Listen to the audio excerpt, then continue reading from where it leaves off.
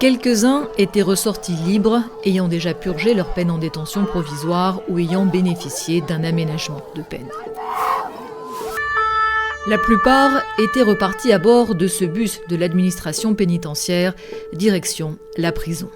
En décembre 2024, les 51 accusés du procès des viols de Mazan avaient tous été reconnus coupables. Le verdict était tombé après 3 mois et demi d'audience pour lesquelles la victime, Gisèle Pelicot, avait refusé le huis clos. J'ai voulu, en ouvrant les portes de ce procès le 2 septembre dernier, que la société puisse se saisir des débats qui s'y sont tenus. Je n'ai jamais regretté cette décision. Celle qui est devenue, avec ce procès hors norme, une icône féministe, un symbole de la lutte contre les violences faites aux femmes, avait été droguée par son désormais ex-mari pendant 1 décennie et violée par celui-ci et des dizaines d'hommes qu'il recrutait sur Internet. Condamné à 20 ans de réclusion criminelle, Dominique Pelicot avait rapidement renoncé à faire appel. 16 des co-accusés avaient en revanche demandé un second procès, mais l'un après l'autre, ils ont jeté l'éponge, tous sauf un, et c'est pourquoi Gisèle Pelicot se retrouve à nouveau au tribunal. Bien évidemment, Gisèle Pelicot aurait souhaité poursuivre sa vie là où elle réside aujourd'hui, ne pas avoir à réaffronter cette épreuve judiciaire. Écoutez, cet accusé en a décidé autrement, c'est son droit. Elle considère qu'il n'y a pas ici de viol moins important que d'autres, moins grave que d'autres, que celui qui lui a été infligé par ce dernier appelant est aussi grave que la somme de tous ceux qui lui ont été infligés avant et après. Il n'y a pas de petit viol, il n'y a pas viol et viol. Face à Gisèle Pelicot, un homme de 44 ans, ouvrier du bâtiment, venu une fois, une nuit de juin 2019, dans la maison où vivait alors le couple Pelicot à Mazan.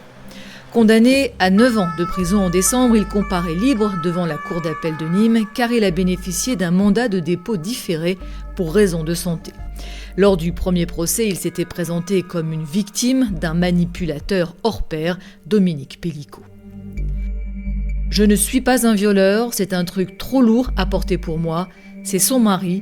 J'ai jamais pensé que ce type-là, il pouvait faire ça à sa femme. » Il semblerait que se dessine la même stratégie que celle de première instance, c'est-à-dire en réalité de se déresponsabiliser au motif qu'il aurait croisé sur sa route l'un des plus grands pervers sexuels que nous ayons connus et sans lequel cet individu ne serait pas passé à l'acte. Cité comme témoin, Dominique Pelicot sera extrait de sa prison, où il est toujours à l'isolement, pour être entendu au 2e jour d'audience. Il va expliquer exactement ce qui s'est passé pour Dogan en sachant qu'il avait l'information. Rappelons que l'information c'est cherche complice pervers pour abuser de ma femme endormie par mes soins et que Dogan le savait et qu'il est venu en connaissance de cause. Cette fois, le procès ne devrait durer que 3 ou 4 jours et surtout, contrairement à Avignon, la cour sera composée de jurés populaires, 9 femmes et hommes tirés au sort qui siégeront aux côtés de 3 magistrats professionnels. Dans quelle mesure ces jurés auront-ils été influencés par l'extrême médiatisation du premier procès et le retentissement mondial qu'il a eu ? En décembre, les condamnations avaient été inférieures aux réquisitions de l'accusation. La peur de voir ces peines alourdies par un jury populaire explique sans doute qu'un seul accusé ait finalement pris le risque de faire appel.